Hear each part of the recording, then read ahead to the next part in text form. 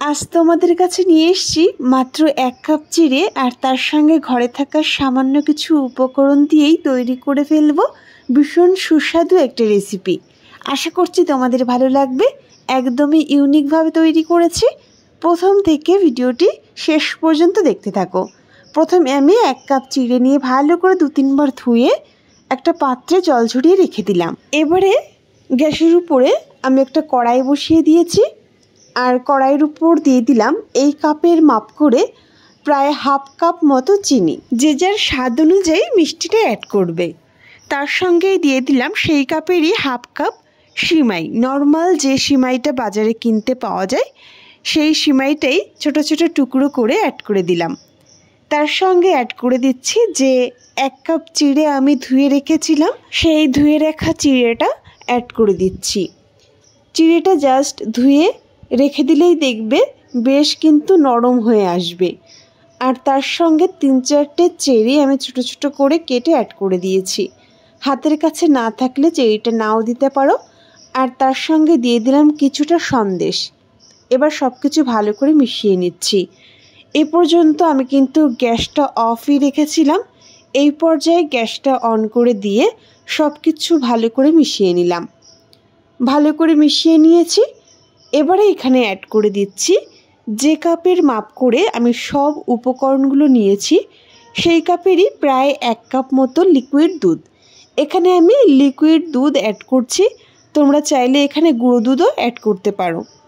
দুধটা দিয়ে আবারও মিশিয়ে নিচ্ছি। আঁচটা বাড়িয়ে দেওয়ার পর এখন কিন্তু বেশ জাল উঠে গেছে। সব কিছু ভালো করে মিশিয়ে নিচ্ছি। ভালো করে মিশিয়ে নেওয়ার পর এবারে ঢাকা দিয়ে সব কিছু সময় জাল করে নিচ্ছে একদম লো আছে, যাতে সব কিছু বেশ নরম হয়ে যায়। ফিরে আসলাম 2 মিনিট পরে।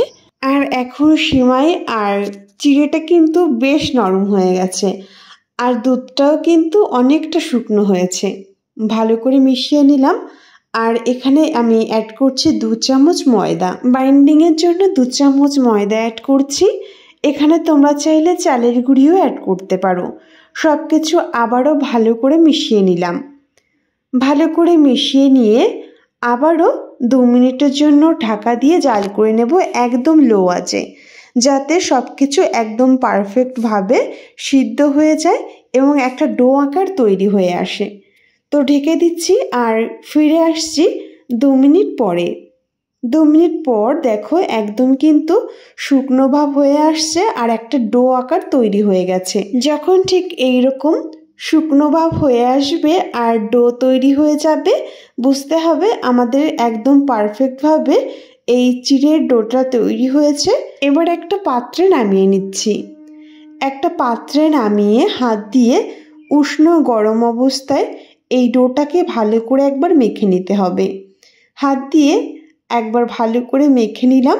ভালো করে উষ্ণ গরম অবস্থায় মেখে নিয়ে এবার এই ডো থেকে কিছুটা অংশ হাতে নিয়ে নেব। কিছুটা অংশ হাতে নিয়ে প্রথমে হাতের সাহায্যে একটু গোল শেপ করে নিচ্ছি। তোমরা চাইলে তোমাদের ইচ্ছা মতো একটা শেপ তৈরি করতে পারো। প্রথমে হাত দিয়ে গোল করে নিয়ে এরকম একটা লম্বা শেপ তৈরি করে নিচ্ছি। তো দেখো ঠিক এইরকম একটা লম্বা শেপ আমি তৈরি করে নিলাম। তো এইরকম শেপ করে আমি তৈরি করে নেব। তো এরকমভাবেই সবগুলো তৈরি করে নিতে হবে। তার জন্য আবারও কিছুটা অংশ হাতে নিয়ে একই রকমভাবে প্রথমে হাতের সাহায্যে একটু গোল করে তারপর ঠিক এইরকম লম্বা শেপ করে তৈরি করে নিয়েছি। তো এইরকমভাবেই আমি সবগুলো তৈরি করে নিলাম। তো এক এক করে এইভাবে দেখো আমি সবগুলো তৈরি করে নিয়েছি। সামান্য কিছু উপকরণ দিয়ে যে এত লোভনীয় একটা রেসিপি তৈরি হয় জাস্ট ভাবাই যায় না। একই রকম শেপ করে আমি সব তৈরি করে নিয়েছি। এবার একটা কড়াই গ্যাসের উপর বসিয়ে দিয়েছি। কড়াইতে দিয়ে দেব খুবই সামান্য একটু রিফাইন অয়েল। একদম সামান্য তেলে আমি কিন্তু ফ্রাই করব। তেলটা ভালো গরম হয়ে গেলে এক এক করে সবগুলো দিয়ে দিলাম। একদম লো টু মিডিয়াম আঁচেই কিন্তু ভেজে নিতে হবে। ওয়েট করছি এক সাইড ভাজা হওয়ার জন্য। আর এক সাইড যখন ভাজা হয়ে গেল উল্টে দিলাম। এইভাবেই মিডিয়াম আঁচে 2 সাইডটা বেশ লালচে রং ধরে ভেজে নিতে হবে। তো দেখো 2 মিনিট পর আমি ফিরে আসছি, আর এই অবস্থায় কিন্তু দু সাইডটাই বেশ লালচে রং ধরে ভাজা হয়েছে। আর বন্ধুরা, তোমরা কে কোথা থেকে আমার ভিডিও দেখছো অবশ্যই কমেন্টে জানিও, আমার খুবই ভালো লাগবে। অনেক সময় ঘরেতে খুব সামান্য কিছু উপকরণ থাকে, অথচ আমাদের টিফিন বা ব্রেকফাস্টের জন্য কোনো রেসিপি তৈরি করার জন্য খুঁজে পাই না। তবে এরকম সামান্য কিছু উপকরণ দিয়েই কিন্তু তোমরা বেশ লোভনীয় একটা রেসিপি তৈরি করে নিতে পারো। সময়টাও একদম কম লাগবে, 10 মিনিটের মধ্যেই কিন্তু তৈরি হয়ে যাবে। খেতেও তেমনি দুর্দান্ত হয়, একবার অন্তত ট্রাই করে দেখতে পারো। তো বেশ লালচে রং ধরে ভেজে নিয়ে এবার তুলে নিচ্ছি। গরম গরম এরকম সার্ভ করলে টিফিনের জন্য বা ব্রেকফাস্টে রেসিপিটি একবার ট্রাই করে দেখতে পারো। বাচ্চা থেকে বড় সবারই খুব ভালো লাগবে। ভীষণই লোভনীয় একটা রেসিপি, একদমই ইউনিকভাবে তৈরি করেছি। অবশ্যই কমেন্টে জানিও তোমাদের কেমন লাগলো। রেসিপিটি যদি ভালো লাগে আমার এই ছোট্ট চ্যানেলটি সাবস্ক্রাইব করে পাশে থেকো।